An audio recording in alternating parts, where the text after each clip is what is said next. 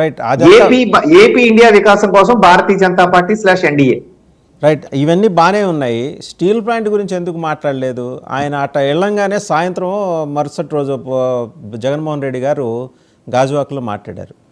Steel plant మీద ప్రధానమంత్రి ఎందుకు మాట్లాడలే? అంటే మీకు ఇబ్బందికరమైన అంశాలు ఆంధ్రప్రదేశ్లో ఏమున్నాయో అవి మాట్లాడకుండా మీకు అవసరమైనవి మాత్రమే మాట్లాడుకొని వెళ్తే మరి వాళ్ళు కూడా ఇప్పుడు పాలకపక్షం మరి స్టీల్ ప్లాంట్ ప్రైవేటీకరణకు సంబంధించి ఏంటో మీ స్టాండ్ లేదు. Already we have taken a stand. డిజిన్వెస్ట్మెంట్లో భాగంగా స్టీల్ ప్లాంట్ ప్రైవేటీకరణ నిర్ద్వందంగా జరిగి తీరుతుందని మేము నిర్మలా సీతారామన్ గారు ఆంధ్ర బ్యాంక్ పేరు తీసేయించింది కదా దగ్గరుండి.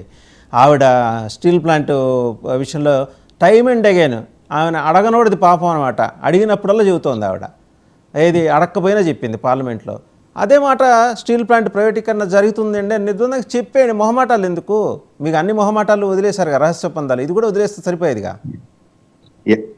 వాస్తవ్ గారు, బ్యాంకులు మెర్జింగ్ లో ఆ పేరు అనేది పోవడం, ఆంధ్ర బ్యాంకు మన పేరు పోవడం అనేది నాకు కూడా బాధాకరం. అందులో ఏమి నేను నా అభిప్రాయం నిర్మోహమాటంగా చెప్తున్నాను.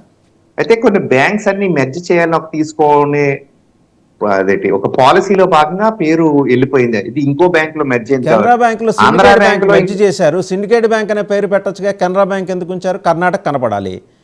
పంజాబ్ నేషనల్ బ్యాంకులో ఇంకోటేదో కలిపారు. ఇంకోటేదో కలిపింది ఉంచొచ్చు కదా. పంజాబ్ నేషనల్ బ్యాంక్ ఉంచాలి. ఆంధ్రాకి వచ్చేప్పటికి వివక్ష. ఎందుకండి డబుల్ స్టాండర్డ్స్ బీజేపీ? ఏమండి మీరు ఈవేళ ఫస్ట్ టాపిక్ ఏమో క్లియర్ గా ఉంది. రెండో టాపిక్ ఎలాగుందంటే ఒక్కొక్క దానికి ఇండివిజువల్ గా టాపిక్ డిబేట్ తీసుకోవాల్సినంత గట్టి టాపిక్స్. 2 నిమిషాల్లో దాని గురించి మాట్లాడే అది క్లియర్ అయ్యేది కాదు. అంటే ప్రజలకు కాదండి, ప్రజలకి మీరు క్వశ్చన్స్, నేనేం తప్పు క్వశ్చన్స్ అంటలేదు. ఆ క్వశ్చన్స్ కి ఆన్సర్ ప్రజల్లోకి వెళ్ళాలంటే చెప్పాల్సినంత టైం కొంత కావాలి. సరే, అందుకని మళ్ళీ ఆ బ్యాంక్స్ దానికి నేను వెళ్ళట్లేదు. స్టీల్ ప్లాంట్ కూడా నేను అదే, స్టీల్ ప్లాంట్ కూడా అంతే. డిజిన్వెస్ట్మెంట్ ఎందుకైంది, ఎప్పుడు స్టార్ట్ అయింది, ఎవరు స్టార్ట్ చేశారు, ఈ స్థాయికి రావడానికి కారణం ఏంటి, ఇవన్నీ చెప్తే కూడా మనం మాట్లాడుకుంటే మీరు మాత్రం కొన్నిటికి మీరు కూడా ఒప్పుకుంటారు. అందులో కొన్ని దానికి ఖచ్చితంగా స్టీల్ ప్లాంట్ దాని కెపాసిటీ కానీ ఈ రోజు అది చేయాల్సిన వ్యాపారం కానీ అది చేస్తుందా వాసుదేవ్ గారు? ఇంకా ఎక్కడో ఉండాలి.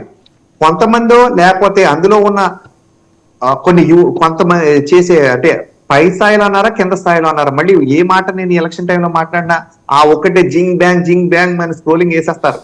అందుకని చాలా చాకచక్యంగా మాట్లాడుతున్నారు.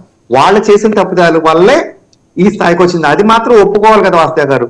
ఇప్పుడు నిన్న బొగ్గు రావట్లేదంటే అందులో అధికారులు అందరూ అక్కడికి వెళ్ళి పోర్టుకి వెళ్ళి కనీసం మా బొగ్గును వదలండి, స్టీల్ ప్లాంట్ ఉంది. ఇలాంటి ప్రోయాక్టివ్ మెజర్స్ అంతకుముందు తీసుకున్నారు వాసుదేవ్ గారు. మీరు ఫ్రాంక్ ఒప్పుకోండి. ఎవరికారు గదుల్లో కూర్చున్నారు, కానీ ఈవేళ ఎందుకు కదిలేరు? ఇది ఈ కింద కదిలిపోతుంది కోసాలనే కదా. బట్ మళ్ళీ ఈ విషయానికి వచ్చేద్దామండి.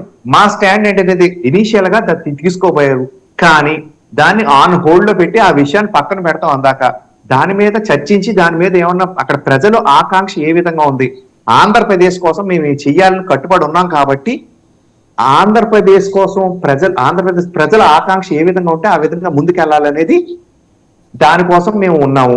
ఇంకొక మాట చెప్తాను, ఇక్కడ ప్రభుత్వంలో ఉన్నది వైసీపీ. ఏమండి మీరు అన్నారు కదా, ఇప్పుడే ఎందుకు మాట్లాడుతున్న వైసీపీ? ముందు నుంచి గట్టిగా వెళ్ళి పైకి వెళ్ళి చెప్పచ్చు కదా. ఇక్కడ ఏమైనా ఇబ్బందులు వస్తాయి, అప్పుడేం మాట్లాడతా? ఇప్పుడు రాజకీయం కోసమే కదా మరి వాళ్ళు మాట్లాడేది. వాళ్ళ తీసుకున్న రాడే ఇది ఇలా తీసుకుంటున్నాం ఆంధ్రప్రదేశ్ లో అంటుంది. గో హెడ్ అని ఎందుకన్నాడు ఆ రోజు ఆయన ఆపచ్చు కదా. ఇక్కడ రాష్ట్ర ప్రభుత్వం ఏమి ఇన్ఫర్మేషన్ ఇస్తే దాని ప్రకారం అక్కడ తీసుకుంటారో, మాకు కనీసం రెసిస్టెన్స్ లేకపోతే మాత్రం అక్కడ ఆగేది కాదు. ఇదంతా పూర్తిగా వైసీపీ తప్పిదో నేను అంటాను. దానికి సమాధానం చెప్పమనండి వైసీపీ ప్రతినిధులు ఎవరినన్నా. ఈవేళ రాజకీయం కోసం మాట్లాడుతున్నారు కదా. రైట్, మళ్ళీ మీ దగ్గరికి వస్తా. ఒకసారి శివపార్వతి గారి దగ్గరికి వెళ్దాం. శివపార్వతి గారు నమస్తే అండి.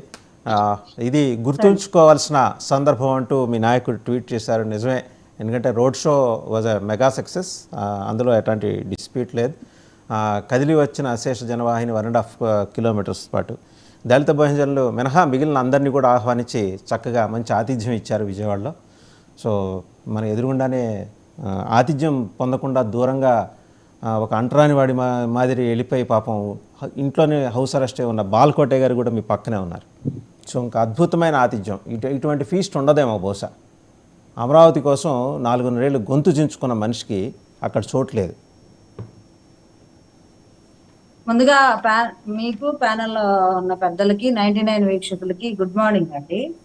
సో బాలకోటయ్య గారికి ఆహ్వానం రాలేదు, హౌస్ అరెస్ట్ చేశారు అంటే ఇప్పుడు ఇందాక రామ్ గారు మాట్లాడారు కదా, ఎటువంటి నోటీసులు లేకుండా మిమ్మల్ని ఎవరు నిర్బంధిస్తారు, మీరు ఆపకూడదు కూడా ఇస్తే. సో ఒక ప్రయత్నం చేసి